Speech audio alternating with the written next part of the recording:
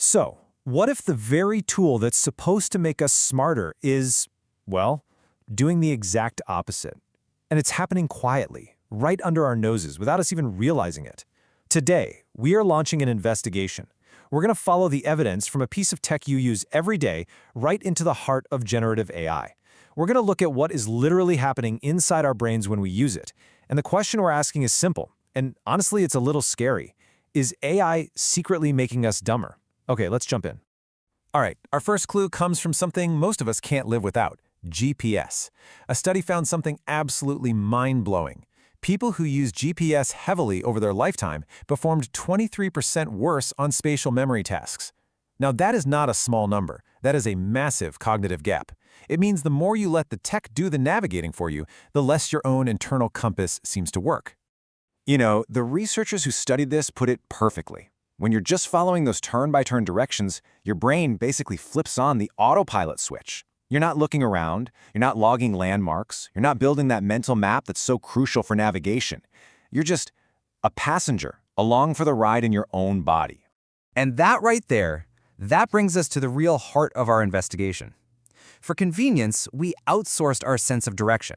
So the really big question becomes, what else are we outsourcing without giving it a second thought? What happens when the tech isn't just telling us where to turn, but it's telling us how to think? This is where the story gets really interesting. So let's start with this GPS precedent, because it's so important.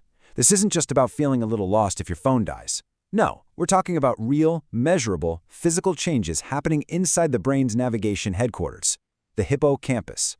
So here's the kicker, the point that you just can't ignore. Studies on this are crystal clear. Heavy GPS use doesn't just happen to be found in people with poor spatial memory. It actively causes a steeper decline over time. Users literally notice fewer landmarks. And, crucially, the scientists ruled out the most obvious argument. It's not that people with a bad sense of direction just use GPS more. No, the evidence shows that using it a lot causes the skill to fade away. It's the perfect example of use it or lose it. Okay, so let's take that and apply it to our main suspect. If GPS was the warning shot, then generative AI, well, that's the main event. We've gone from outsourcing a single skill to potentially outsourcing the very act of thinking itself. So where's the smoking gun? To get real answers, you can't just ask people how they feel. You have to see what's actually going on under the hood. And that is exactly what a team at the MIT Media Lab did. They used EEG scans to literally watch what a person's brain does when it's using AI. And what they found, it's honestly pretty shocking. Now, before we get to the data, we need a super quick primer on one thing: neuroplasticity. Your brain isn't static. It's not a fixed thing. It is constantly rewiring itself based on what you do. Every time you struggle with a hard problem, you are building and strengthening neural pathways. But when you outsource that struggle, those pathways get weaker. It truly is a use it or lose it system right down to the microscopic level. Okay, look at this. The story these numbers tell is just wow. The MIT team had people do tasks in 3 different ways. When you work unaided, your brain is firing on all cylinders. We'll call that 100% connectivity, and you remember almost all of it. Now, use a search engine like Google, and you can see it takes a pretty big hit. But then look at generative AI. Neural connectivity absolutely plummets to about half, and your memory of what you just did, it's practically gone. Let's just put a fine point on that. We are talking about a nearly 47% collapse in brain activity when you use generative AI compared to just thinking for yourself. That is not a small dip. That's a neurological power down. And here's why that happens. Your brain is an absolute master of efficiency. The second it realizes that some external tool is doing the heavy lifting, the reasoning, the synthesizing, the creating, it just goes quiet. The key parts of your brain, like the prefrontal cortex for reasoning and the hippocampus for memory, they just don't light up. They basically say, oh, we're not needed here? Cool, power save mode activated. But hold on, you might be thinking, so what if my brain is quieter? If the results are faster and better, who cares? Well, this is what researchers have started calling the performance paradox, and it is where we start to see the real collateral damage from all this cognitive outsourcing. Here's the trade-off, laid out plain and simple. In the short term, yeah, you get stuff done faster, your output is higher, it creates this illusion of competence. You feel like you're more capable because the final product looks so good. But the long-term price you pay is steep. Your actual skills start to erode, you learn less that actually sticks in your brain, and your critical thinking muscles get weaker. You are getting a better result right now at the expense of being a better thinker later. And the damage isn't just personal. Think about this.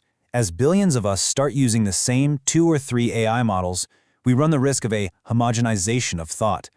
The AI, trained on its vast but still limited dataset, starts to subtly shape our ideas, our words, to be more alike.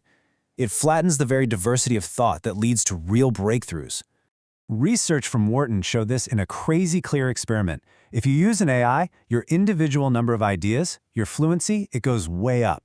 But when you look at all the ideas from an entire group using AI, the diversity just collapses.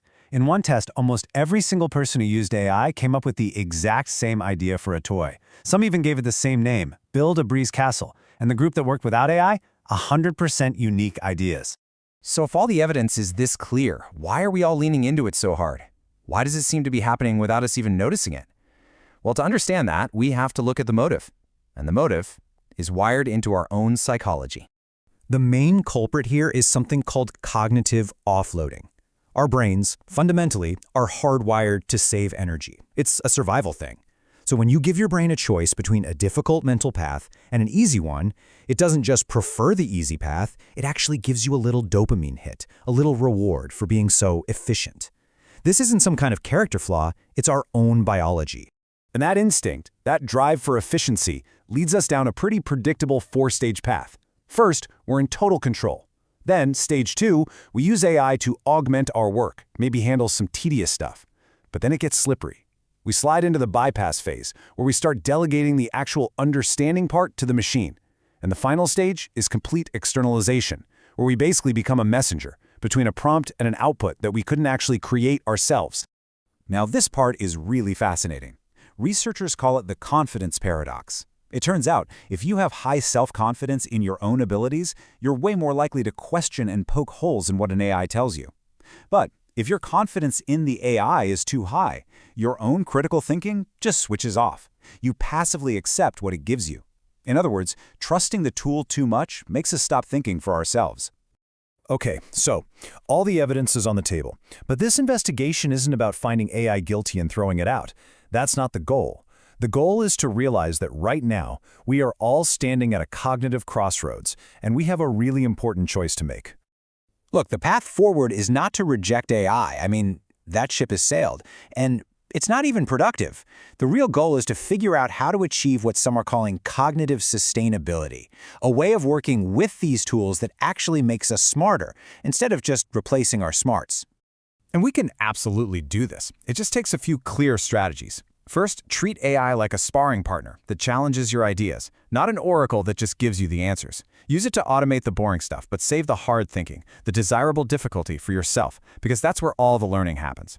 Always verify, critique, and justify what it gives you. And maybe most important, protect your time for uninterrupted deep work, away from all the digital noise. Because in the end, it all comes down to this one simple question. This technology can be a partner that helps us think in incredible new ways, or it can be a crutch that lets our own cognitive muscles waste away. The tool itself is neutral. The choice? Well, that's always going to be ours.